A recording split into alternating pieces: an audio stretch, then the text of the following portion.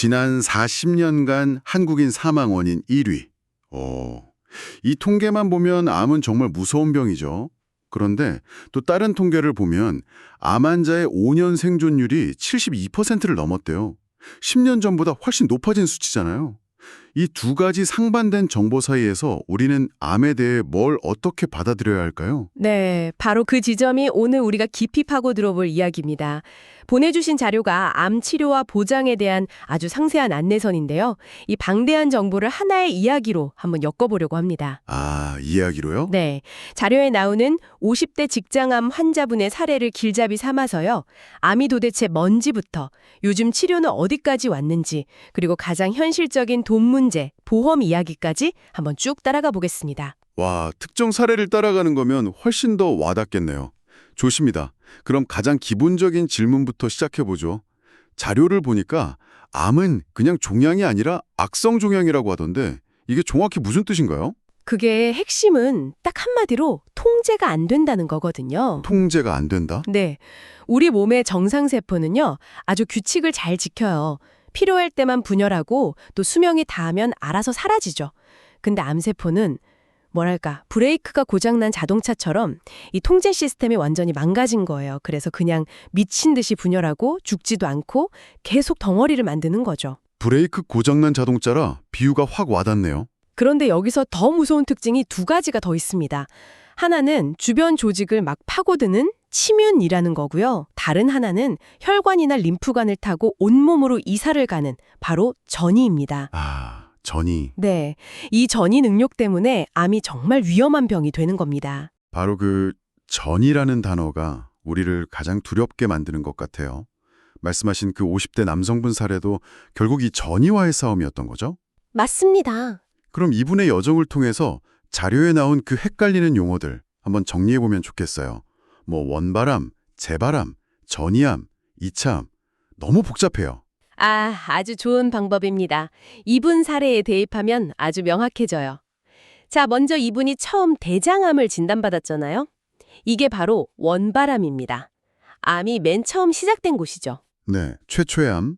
그리고 만약 이분이 치료를 다 받고 몇 년 뒤에 같은 대장 위치에서 암이 또 생겼다. 그럼 그건 재바람이 되는 거고요. 그런데 이분은 그게 아니라 대장에 있던 암세포가 림프관을 타고 림프절로, 또 혈관을 타고 폐로 이사를 갔습니다. 아, 이게 바로 전이암입니다. 여기서 진짜 중요한 건 폐에서 발견된 암이 새로운 폐암이 아니라는 거예요. 네, 폐암이 아니라고요? 네, 현미경으로 들여다보면 여전히 대장암 세포의 성질을 갖고 있어요. 그래서 이건 대장암의 폐전이라고 부릅니다. 뿌리는 같은 거죠. 와, 이제야 개념이 확실히 잡히네요. 뿌리가 같으냐 다르냐의 문제군요. 그렇죠. 마지막으로 이분이 대장암과 싸우는 와중에 이거랑은 아예 상관없이 위에서 완전히 새로운 암이 생겼다. 그게 바로 2차 암입니다. 그럼 이렇게 용어를 깐깐하게 구분하는 이유가 있겠죠, 당연히? 물론입니다. 치료법, 쓰는 약이 완전히 달라지고요. 그리고 나중에 얘기하겠지만 보험 보장의 핵심 기준이 되기 때문입니다. 알겠습니다. 그럼 이 50대 남성분이 처음 암을 의심하고 병원에 가서 확진을 받기까지 그 과정은 보통 어떻게 진행되나요? 보통은 CT나 MRI 같은 영상 검사로 시작하죠. 어디에 얼마나 큰 덩어리가 있다 이걸 먼저 확인하는 거예요. 하지만 이걸로 암이라고 단정하지는 않아요, 절대. 그래요? 네, 최종 판정은 반드시 조직 검사, 즉 생검을 통해서만 이루어집니다. 의심되는 조직 일부를 직접 떼어내서 현미경으로 암세포 얼굴을 직접 확인하는 거죠. 눈으로 직접 확인해야만 끝나는 거군요. 맞습니다. 이게 없으면 확진이 아니에요. 그리고 요즘은 여기서 한 단계 더 나아가는데요. 자료에 나온 NGS, 유전자 검사라는 게 있어요. 떼어낸 암세포의 유전자를 아주 정밀하게 분석해서 어떤 돌연변이가 이 암을 만들었는지 찾아내는 겁니다. 와, 이걸 통해서 수많은 항암제 중에 어떤 스마트 미사일이 이 환자한테 가장 잘 맞을지 그걸 예측할 수 있게 되는 거죠. 거의 뭐 개인 맞춤형 치료의 시작점이네요. 이런 검사 결과들을 다 종합해서 암의 진행 단계, 즉 병기를 정하는 거겠군요. 정확합니다. 보통 1기에서 4기로 나누는데요. 아주 간단히 설명드리면 1, 2기는 암이 처음 생긴 장기에 아직 머물러 있는 초기 단계. 네. 3기는 주변 림프절까지 퍼진 상태. 그리고 4기는 바로 이 50대 남성분 사례처럼 다른 장기까지 전이된 상태를 말합니다. 자, 그럼 이제 본격적인 치료 이야기. 암과의 전쟁에 쓰이는 무기들을 한번 보죠. 자료에서는 크게 수술, 항암, 방사선 이 세 가지를 꼽고 있네요. 먼저 수술부터 보면 로봇 수술이라는 단어가 딱 눈에 띄어요. 굉장히 비쌀 것 같다는 생각부터 드네요. 둘 다 맞는 말씀입니다. 예전에는 배나 가심을 크게 여는 개복, 개흉 수술이 기본이었잖아요. 근데 지금은 작은 구멍 몇 개만 뚫고 카메라란 수술 도구를 넣어서 암을 떼어내는 복강경, 흉강경 수술이 대세가 됐어요. 회복이 비교가 안 되게 빠르거든요. 네네. 로봇 수술은 여기서 한 단계 더 나아간 겁니다. 의사가 콘솔에 앉아서 10배 이상 확대된 3차원 영상을 보면서 로봇팔을 조종하는데요. 사람 손에 미세한 떨림까지 다 걸러주기 때문에 아주 좁고 깊은 곳의 암도 정말 정교하게 제거할 수 있습니다. 듣기만 해도 대단한 기술인데 바로 그 비용 문제가 궁금해지네요. 이런 최첨단 수술 보험 적용이 되나요?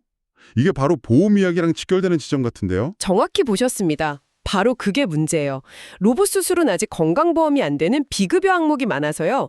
수술비가 수백만 원에서 1,000만 원을 훌쩍 넘기 있습니다. 와. 그러니까 환자 입장에서는 최고의 치료를 받고 싶지만 이 경제적인 부담이 엄청난 장벽이 되는 거죠. 그렇군요. 두 번째 무기는 항암 약물 치료입니다.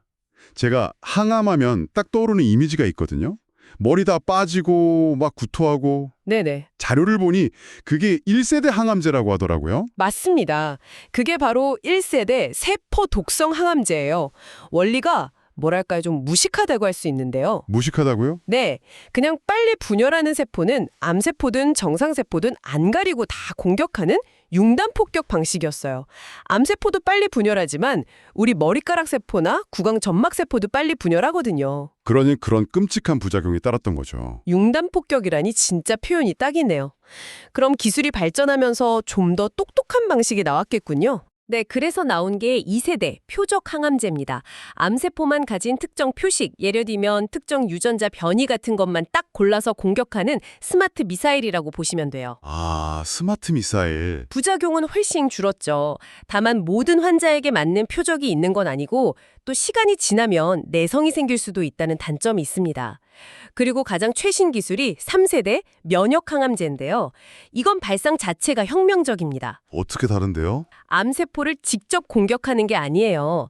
그게 아니라 지쳐있던 우리 몸의 면역세포를 깨워서 저기 암세포 있으니까 가서 공격해 하고 힘을 실어주는 방식입니다. 와, 내 몸의 군대를 활용하는 거네요. 바로 그겁니다.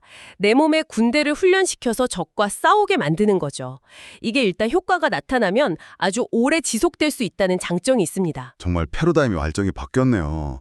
자, 마지막 세 번째 무기, 방사선 치료입니다. 여기서 브래그 피크라는 단어가 나오는데 전 처음 들어봤거든요. 이게 뭔가요? 이걸 이해하시면 현대 방사선 치료의 핵심을 아시는 셈입니다.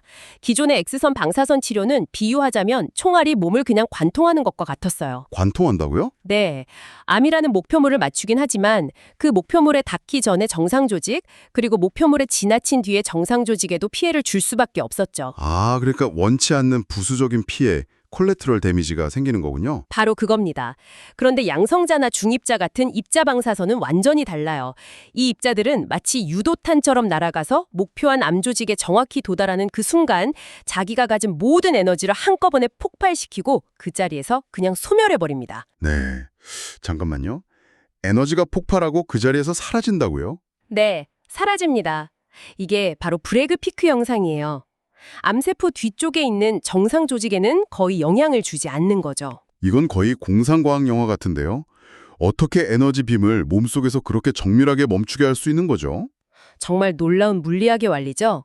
입자의 종류와 에너지 세계를 조절해서 몸속 수십 센티미터 깊이에 있는 암세포 위치에서 정확히 멈춰서 터지도록 설계할 수 있는 겁니다. 그래서 뇌종양이나 췌장암처럼 주변에 아주 중요하고 민감한 장기가 많은 암 치료에 있어서는 그야말로 혁신적인 무기가 되는 겁니다. 와, 정말 대단하네요. 융단 폭격에서 스마트 미사일로 이제는 사라지는 에너지 폭탄까지. 그런데 이 모든 놀라운 치료 과정에는 결국 비용이라는 현실적인 문제라 따라붙습니다. 자료가 보험 안내서인 만큼 이 부분을 좀 자세히 짚어보죠. 다른 무엇보다 진단 확정일이라는 날짜, 이게 아주 중요하다고 계속 강조하는데 왜 그런가요? 보험금을 받을 때 모든 법적 효력의 기준이 되는 단 하나의 날짜이기 때문입니다. 많은 분들이 의사한테 암인 것 같습니다, 이런 말을 들은 날이나 수술한 날을 진단일로 착각하시거든요. 근데 전혀 아닙니다.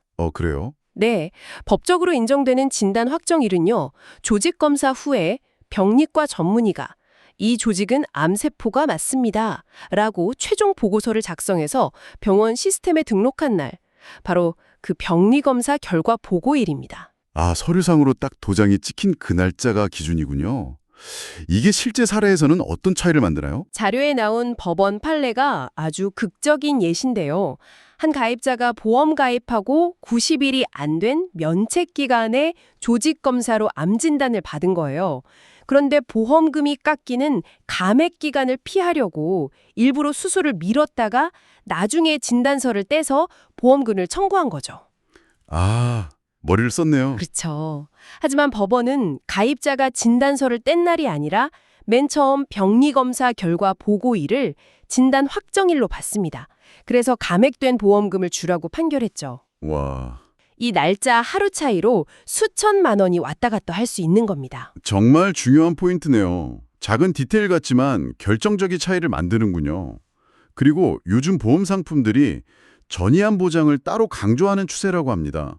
오늘 우리가 따라가고 있는 그 50대 남성분 사례랑도 딱 맞는 이야기 같은데요. 맞습니다. 암의 가장 무서운 특성이 바로 전이이기 때문이죠.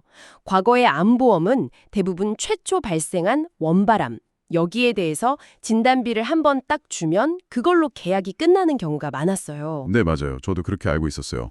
암 진단비는 인생에 딱 한 번 받는다. 뭐 이런 식으로요. 그렇죠. 그런데 50대 남성분 사례를 한번 보세요. 이분은 처음에 직장암 진단받고 진단비를 받았을 겁니다. 하지만 그걸로 끝이 아니었잖아요. 이후 림프절로 전이됐고 2년 후에는 폐까지 전이가 발생했어요. 암과의 싸움이 완전히 새로운 국면으로 접어든 거죠. 추가 치료, 추가 비용이 계속 발생했고요. 아, 이때 어떤 보험에 가입했느냐에 따라 보장 내용이 정말 하늘과 땅 차이가 됩니다. 구체적으로 어떻게 다른 건가요? 양 직장암에 대해 한 번 받고 끝입니다. 림프절 전이, 폐전이에 대해서는 추가 진단비가 안 나와요. 하지만 전이암이나 통합암 진단비 같은 특약이 있다면 림프절 전이가 확인됐을 때, 그리고 또 폐전이가 확인됐을 때 각각 추가로 진단비를 더 받을 수 있는 겁니다. 와, 그렇군요. 암과의 싸움이 길어질수록 이 추가적인 진단비가 치료를 계속할 수 있게 하는 아주 중요한 경제적 버팀목이 되어주는 거죠. 와, 암 치료가 정말 단판 승부가 아니라 긴 여정이 될 수 있다는 걸 생각하면 그 여정의 단계마다 지원을 받을 수 있느냐 없느냐는 정말 큰 차이겠네요. 바로 그 점 때문에 보험의 패러다임도 변하고 있는 겁니다. 오늘은 암이라는 질병의 기본 개념부터 융단 폭격에서 정밀 타격으로 진화한 놀라운 치료법들, 그리고 아주 현실적인 보험의 핵심까지 50대 남성분의 사례를 따라가면서 깊이 있게 살펴봤습니다. 네, 특히 정상 조직은 보호하면서 암세포만 저격하는 양성자, 중입자 치료의 브레그 피크 원리. 이건 정말 기술의 발전을 보여줬고요. 또 보험에서는 서류상 날짜 하나가 모든 걸 결정하는 진단 확정일의 중요성, 그리고 길어지는 치료에 대비하기 위한 전이암 보장의 필요성, 이런 현실적인 대비의 중요성을 잘 보여준 것 같습니다. 오늘 우리는 주로 암을 진단받은 후에 어떻게 싸울 것인가에 대한 이야기를 나눴습니다. 최첨단 무기들이었죠. 그런데 자료 앞부분에 있던 국가암 검진 항목을 보면 위암은 40세 이상, 대장암은 50세 이상, 이런 식으로 어떤 검사를 받아야 하는지 안내하고 있잖아요. 여기서 이런 질문을 한번 던져보고 싶습니다. 최첨단 치료법에 대비하는 것도 물론 중요하지만 어쩌면 우리에게 가장 강력한 무기는 가장 비싼 중입자 치료기가 아니라 문제가 커지기 전에 발견할 수 있는 정기적인 검진이라는 아주 간단한 습관, 그게 아닐까요? 수억 원짜리 치료에서 수만 원짜리 조기 발견으로 관점을 한번 옮겨보는 건 어떨까요?